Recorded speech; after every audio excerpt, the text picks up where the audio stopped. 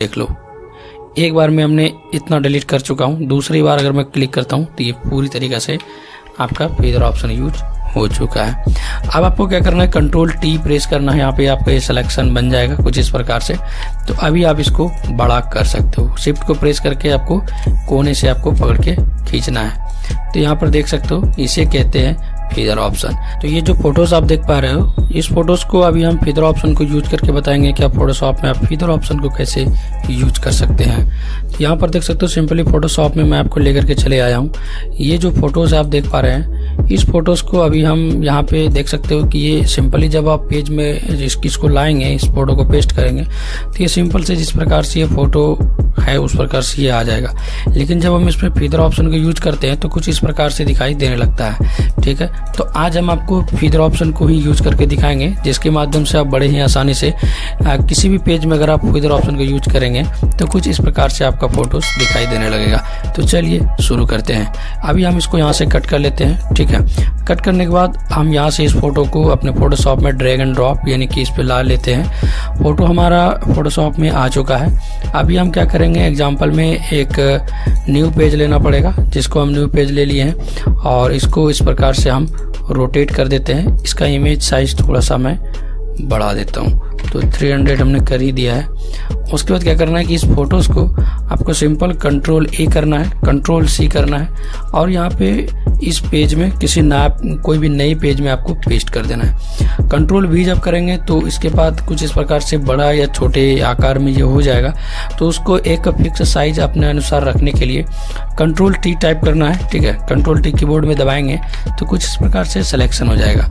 उसके बाद क्या करना है, आपको शिफ्ट को होल्ड करके रखना है, यानी कि शिफ्ट को प्रेस करके रखना है और इस प्रकार से कोने में पकड़ के इसे इस प्रकार से छोटा कर देना है। तो कुछ इस प्रकार से ये छोटा हो जाएगा। ठीक है, अभी हमने इसको छोटा कर लिया है।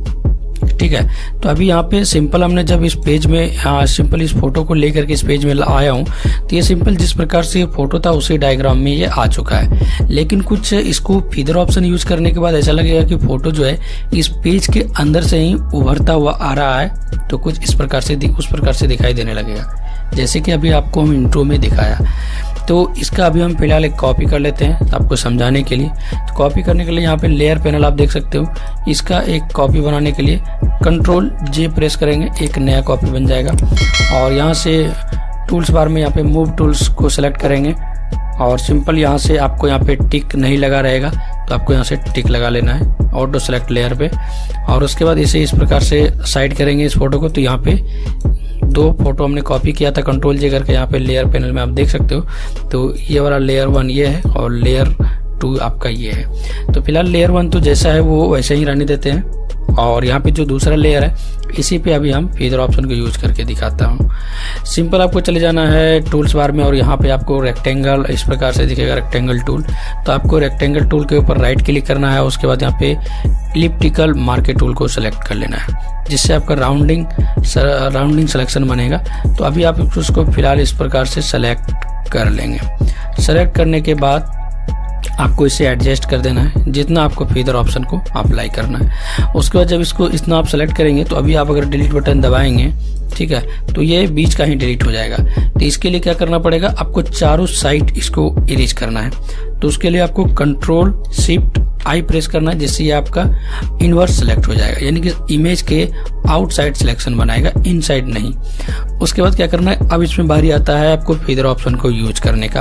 फेदर ऑप्शन में आप जैसे ही आपको यूज करने के लिए क्या करना है, जब से इसको ये जब सिलेक्शन बना हुआ रहेगा तो उसके बाद आपको राइट क्लिक करना है। फेदर ऑप्शन आपको दिखाई देने लगेगा, यहाँ पे आपको फेदर ऑप्शन में क्लिक करना है। उसके बाद आप कितना % फेदर आप लगाना चाहते हैं।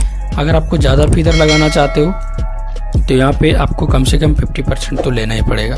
तो फिलहाल मैं अभी 50% इसको यूज कर रहा हूँ। उसके बाद ओके करता हूँ और अभी मैं डिलीट बटन को प्रेस करता हूँ। तो अभी हम देखते हैं, डिलीट बटन मैं यहाँ पे प्रेस कर रहा हूँ, यह देख लो। एक बार में हमने इतना डिलीट कर चुका हूँ, दूसरी बार अगर मैं क्लिक करता हूँ तो ये पूरी तरीके से आपका फेदर ऑप्शन यूज हो चुका है। अब आपको क्या करना है, कंट्रोल टी प्रेस करना है, यहाँ पे आपका ये सिलेक्शन बन जाएगा कुछ इस प्रकार से।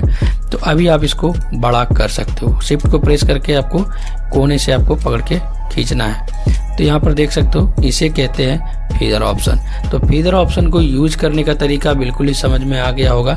अगर आपको कोई भी कंफ्यूजन हो तो वीडियो को दोबारा से प्ले करके आप देख सकते हैं और आप अच्छे से समझ सकते हैं। अगर आपको कोई भी दिक्कत हो या फीदर ऑप्शन को और भी एडवांस तरीका से कैसे यूज किया जाता है, अगर आप और भी डीपली तरीका से सीखना चाहते हैं तो कमेंट बॉक्स में कमेंट लिखें और आप हमें कमेंट में बताएं कि फोटोशॉप के बारे में और भी हमें जानकारी चाहिए। तो मैं और भी इससे रिलेटेड वीडियोस लाता रहूंगा, क्योंकि मेरे चैनल में फोटोशॉप से रिलेटेड बहुत सारे वीडियोस हैं। तो फोटोशॉप से अगर आपको ज़्यादा लगाव रखना चाहते हो, ज़्यादा जानकारी लेना चाहते हो तो हमें कमेंट जरूर करें। वीडियो अगर पसंद आया तो वीडियो को लाइक करें, अपने दोस्तों के साथ शेयर करें। तो फिलहाल के लिए बस इतना ही। मैं मिलता हूँ एक नई वीडियो के साथ, तब तक के लिए जय हिंद, जय भारत।